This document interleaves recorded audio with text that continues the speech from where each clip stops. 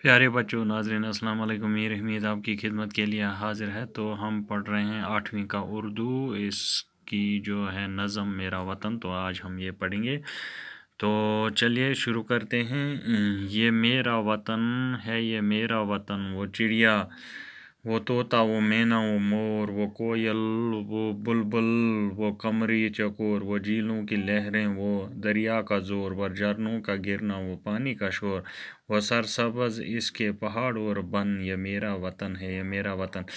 शायर इस बंद में फरमाते हैं कि वतन जो है, इसकी तारीफ़ करते हुए कहते हैं कि इस वतन में तरह तरह के खुशनुमा और खुश आवाज़ परिंदे हैं, जिनमें चिड़िया, तोता, मैना, मोर, कोयल, बुलबुल, कमरी और चकोर काबिल ज़िक्र हैं।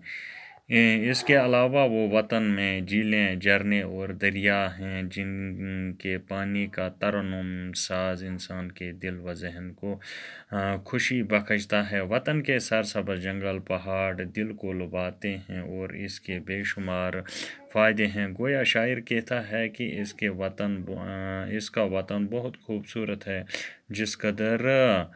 जिस कुदरत ने हर तरह की नेमतों से नवाजा है इसके वतन को। तो वो मेवे, वो तरकारियाँ, वो खुश रंग फूलों की गुलकारियाँ, वो सरसब्ज़ बागों की फुलवारियाँ, वो सैराब और खुशनुमा की यारियाँ। तो ज़मीन वो ज़रखेज़ दिलकश चमन, ये मेरा वतन है, ये मेरा वतन। तो इस बंद में शायर फरमाते हैं, अपनी वतन की तारीफ़ करते हुए मौजूदा मज़ीद नियामतों का ज़िक्र करते हुए कहते हैं, मेरे वतन में तरह तरह के अनाज, मेवे और तरकारियाँ उगती हैं, तरह तरह के फल फूल खिलते हैं। वतन सरसब्ज़ बागों और छोटे बड़े खेतों से लहलहाता है। यहाँ की ज़मीन ज़रखेज़ है। गोया मेरा वतन जन्नत की तरह खूबसूरत और हर दौलत से माला माल है। तो पहाड़ का मंज़र, बनों का समा है, इनमें हज़ारों ही चिश्मे रवां।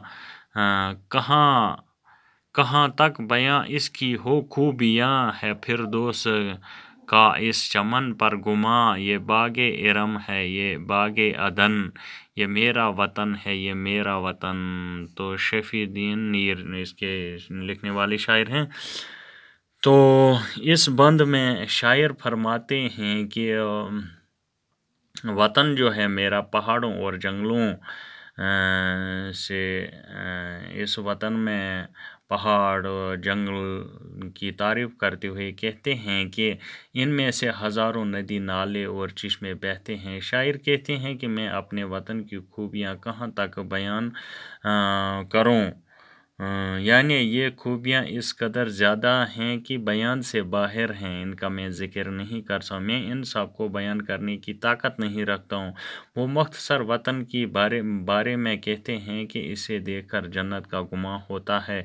ये वाकई जन्नत से कम नहीं है और इसकी खूबियों से माला माल है।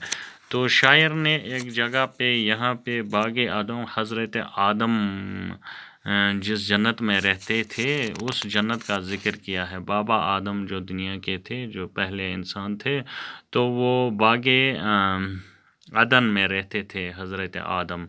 तो उस जन्नत का ज़िक्र किया है। उस जन्नत से शायर ने अपने वतन को तशबीह दी है। तो इंशाल्लाह कल हम इसके सवालात करेंगे। तब तक के लिए खुदा हाफिज़ बच्चों।